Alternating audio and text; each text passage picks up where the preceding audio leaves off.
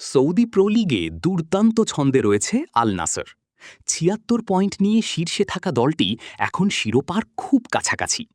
চলতি মৌসুমে তাদের পারফরমেন্সই বলে দিচ্ছে ট্রফি জয়ের সবচেয়ে বড় দাবিদার তারাই। তবে মাঠের সাফল্যের বাইরেও ক্লাবটিকে ঘিরে নতুন এক চমকপ্রদ খবর সামনে এসেছে। আগামী মৌসুমে আল নাসরের মূল দলে সুযোগ পেতে পারেন ক্রিস্টিয়ানো রোনালদো জুনিয়র।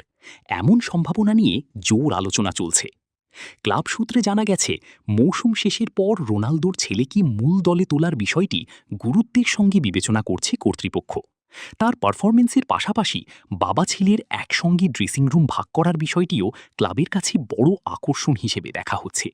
এতে ক্লাবের জনপ্রিয়তা ও বৈশ্বিক আগ্রহ আরও বাড়বে বলে মনে করছেন সংশ্লিষ্টরা।